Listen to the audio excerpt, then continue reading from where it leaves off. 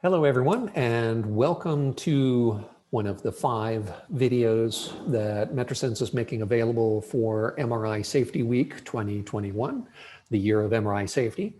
Today's video is, so your facility wants an MRSO. What does that mean? And your presenters are me, Toby Gilk. I am an architect originally by training and became involved in MRI safety 2 decades ago.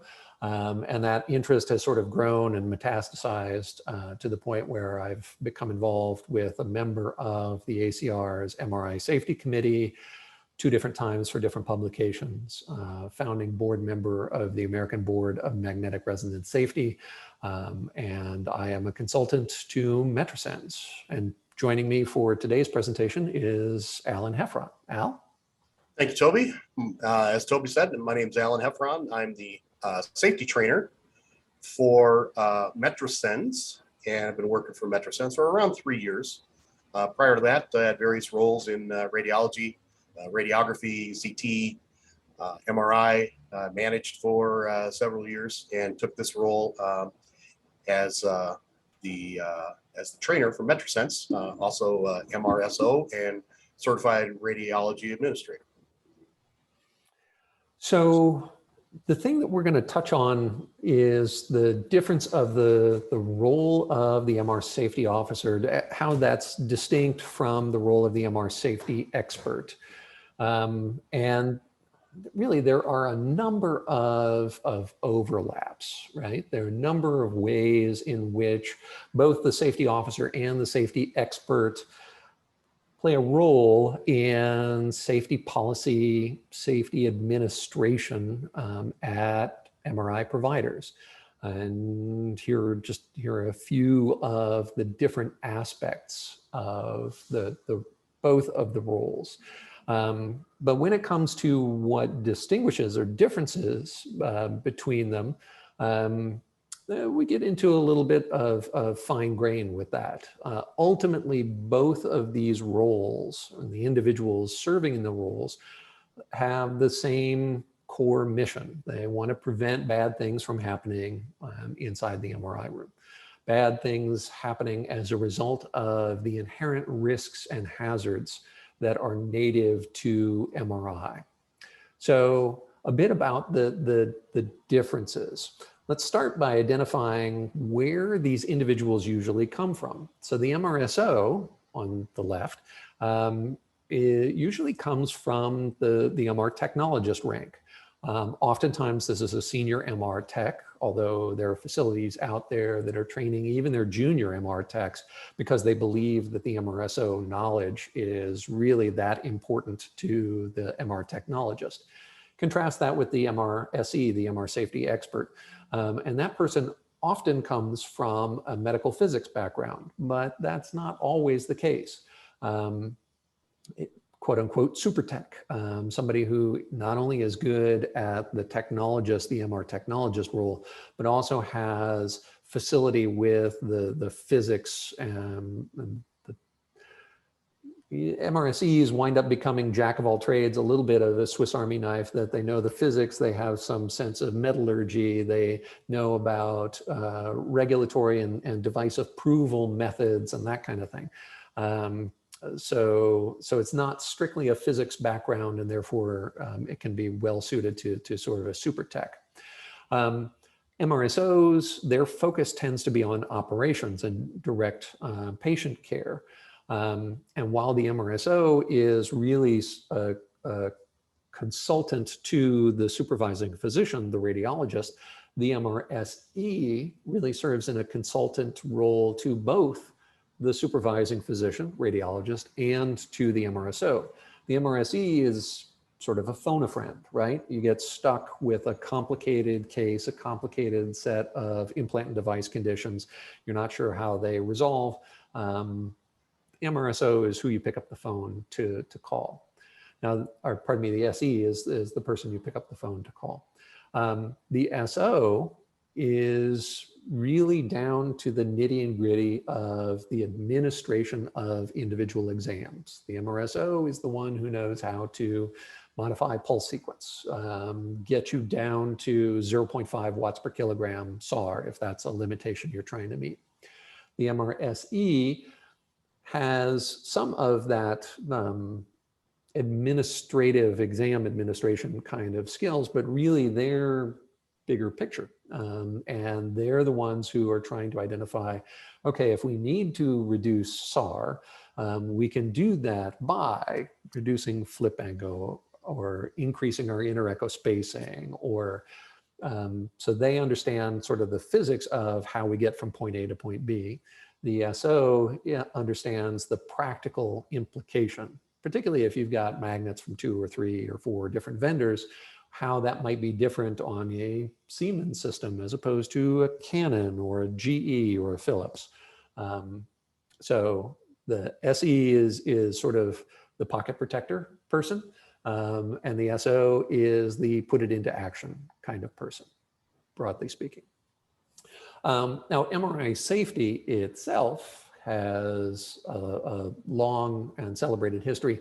The origins of these roles, the MRSO, the MRSE, and the MRMD, really come from this paper that was published in 2015, I want to say, that this was the formal publication that solidified and made real the roles of MRSO, MRSE, and MRMD. If you haven't downloaded for yourself a copy of this paper, it is unlike most academic papers in that you can actually read it without having a PhD, and it's about 4 pages long. So it doesn't take you hardly any time at all. Plus it's free to download. So I would encourage everybody who hasn't already pause the video, copy the URL, or just simply search the title of the paper, Responsibilities, MRI Safety, and you'll find this article. One of the really interesting things about this paper is that it was put forward by an international collaboration of different alphabet soup MR organizations.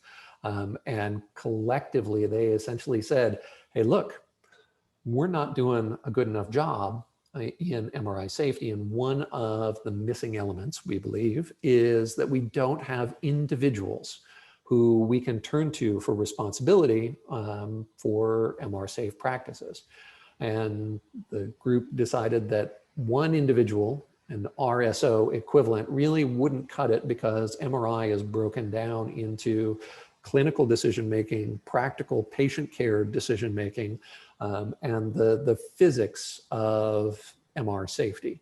And so this document really defines a separate individual for each of those 3 compartments, if you will, of MRI safety. Again, it's a really short article. It's free. It's easy to read. If you haven't downloaded it, please do, because it will help you better understand sort of the broad context for each one of the roles individually, but then also how they knit together to form a cohesive supervisory structure. The other important thing to know about the roles is that there is an organization that certifies individuals in these roles. Anybody and their brother can start throwing alphabets at the end of their name and make themselves an MRSO, MRXYZ, but that doesn't necessarily guarantee that the person throwing alphabets at the end of their name knows what the heck they're talking about. If you want to be sure that the person has knowledge of the content, the subject matter, then certification is perhaps the best route for a common understanding of minimum levels of competency. The American Board of Magnetic Resonance Safety was established in 2014 specifically for this reason. The only reason the ABMRS exists is to credential, to certify people for MRSO, MRSE, and MRMD. This organization has certified thousands of people in the United States and around the world. And in fact, ABMRS certifications are now being adopted and paralleled in other countries around the world. So not only will I sit here and recommend that your site should have individuals in these roles? I will go further and say those individuals really should be credentialed, certified for each of those roles in which they serve. Alan, you want to talk a little bit more about expectations? Absolutely. Thank you, Toby. So the expectations for an MRSO and MRSE can differ from facility to facility.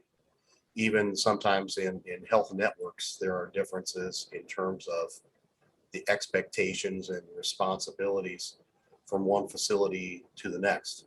An MRSO at one facility in the same hospital chain may have differing responsibilities based on their local needs and based on their preferences.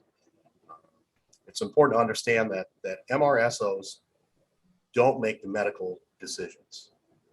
The radiologists and the medical staff ultimately have responsibility for who gets scanned and under what circumstances.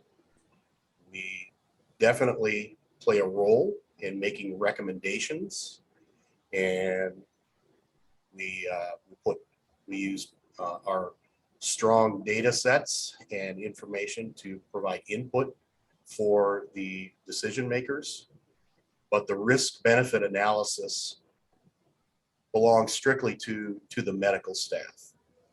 And it's important to understand that concept, is that as an MRSO, you don't have decision-making power ultimately. That rests with the supervising physician.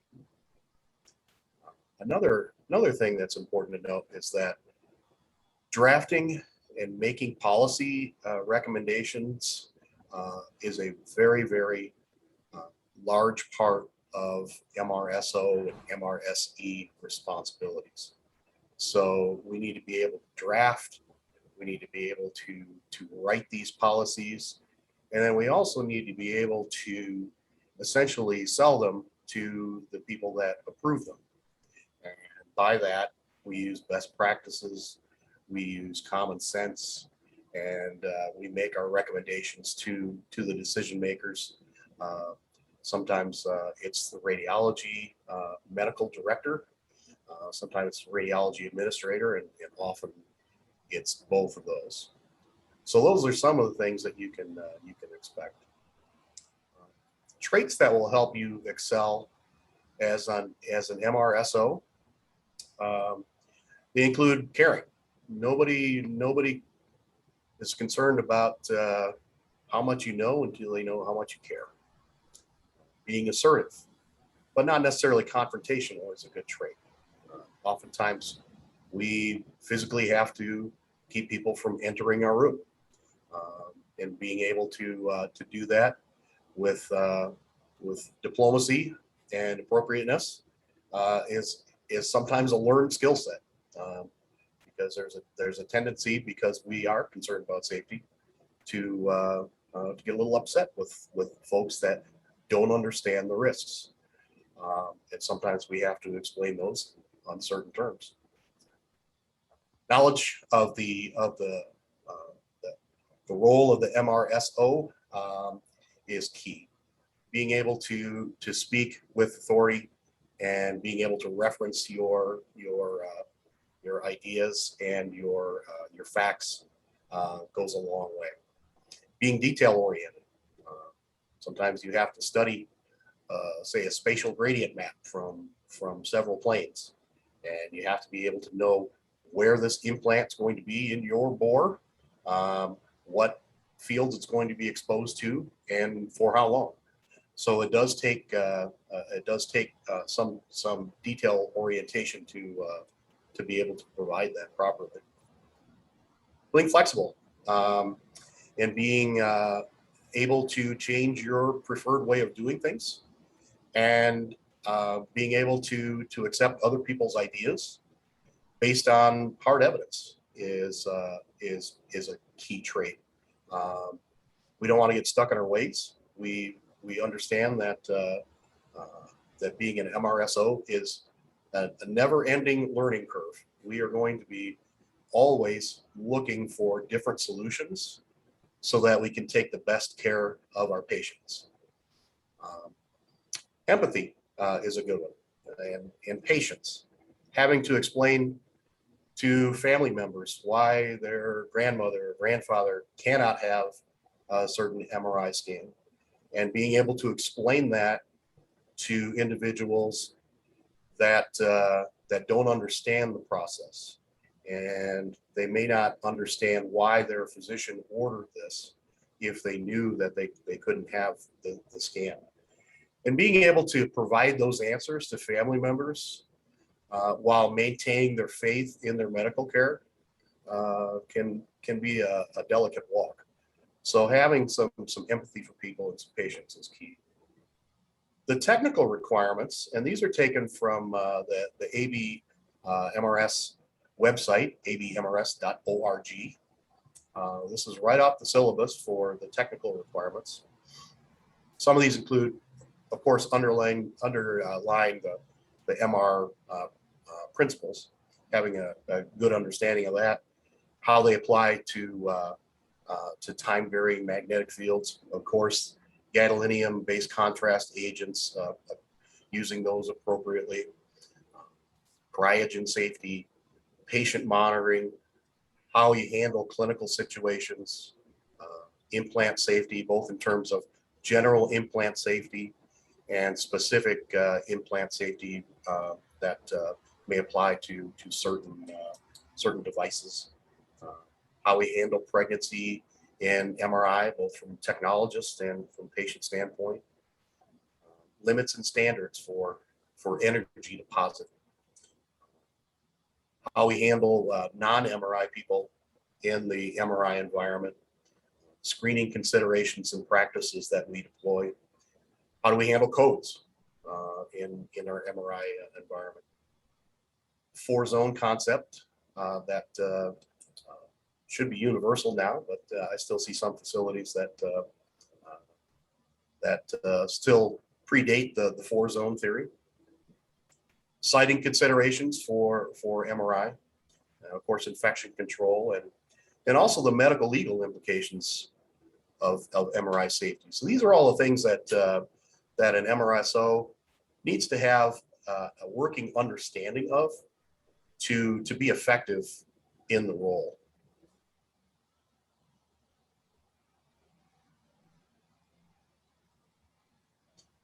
So what do you need to be an effective MRSO? What should your employer be providing you? Well, you need to have the ability to write, submit, and enforce the policies.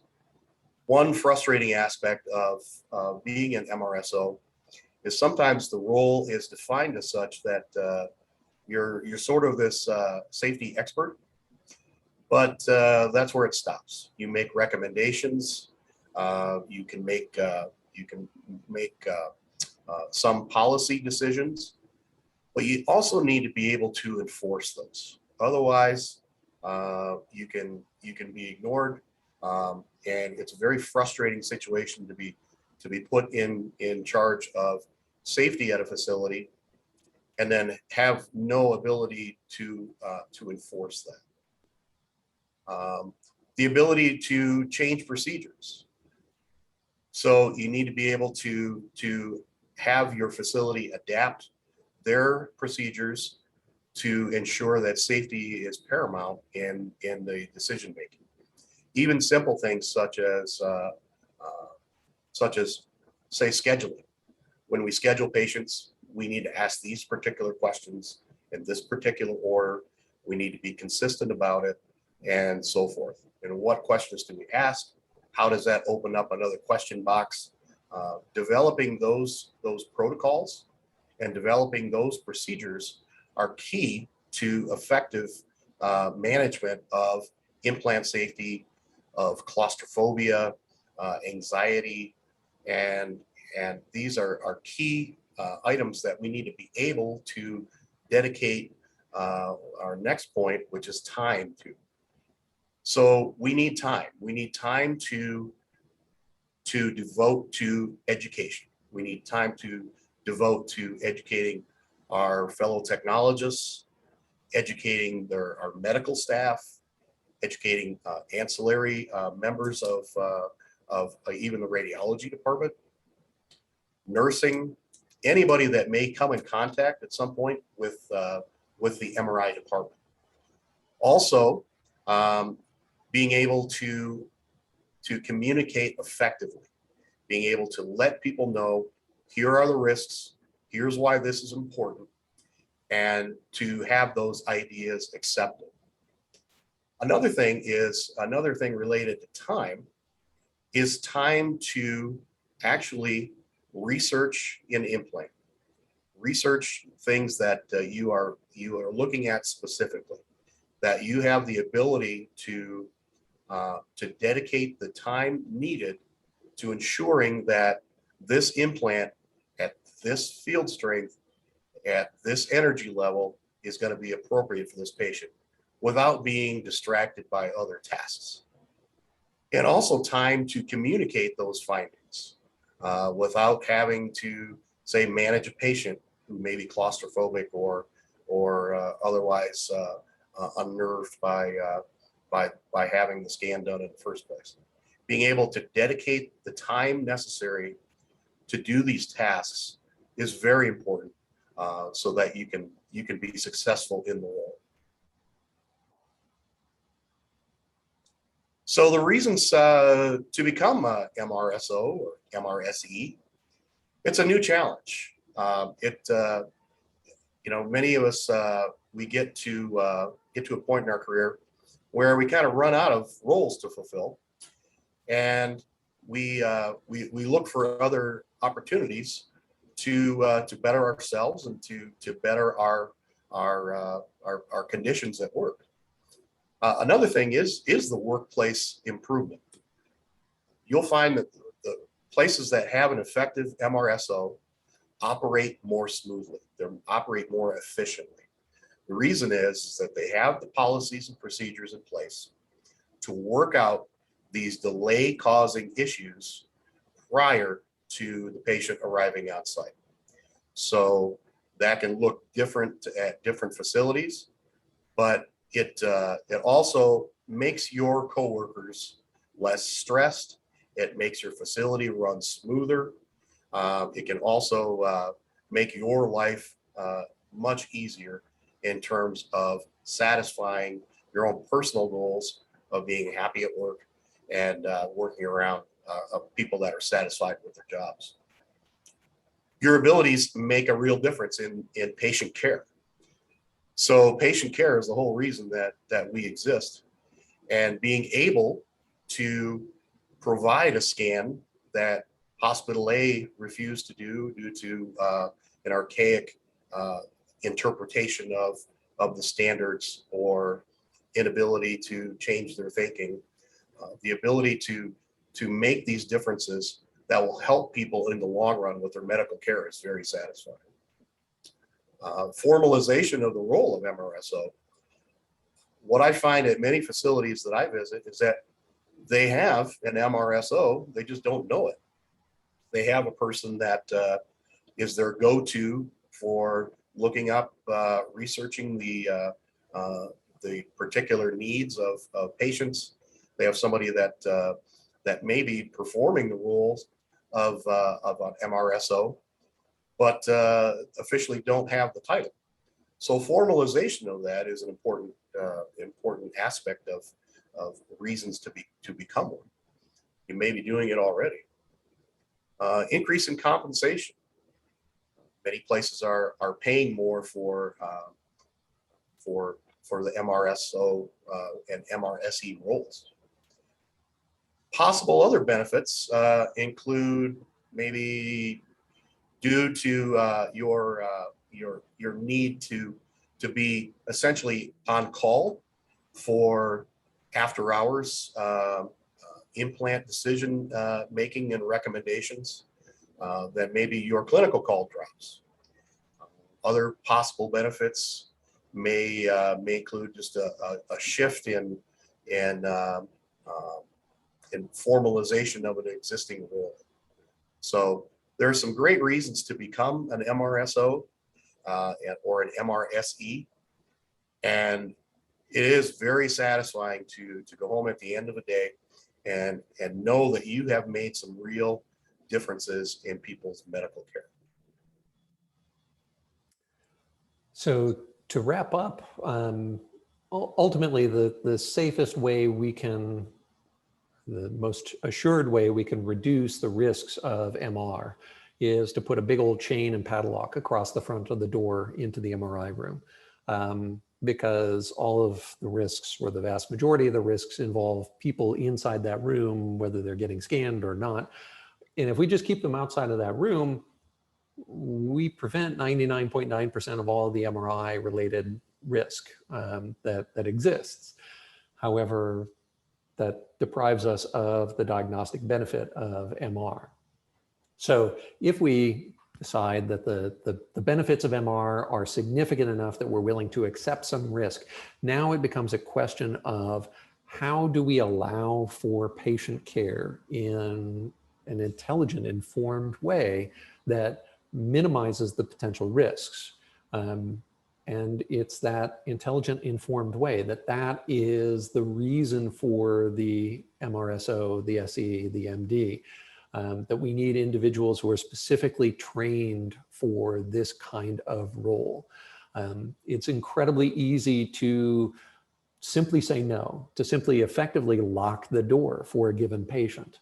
But it really takes, per Dr. Canal, knowledge, experience, and the confidence to say yes, to be able to make MRI safely available to a greater number of patients. And with that, we would like to thank you for joining us on this MRI Safety Week video, courtesy of Metrasens.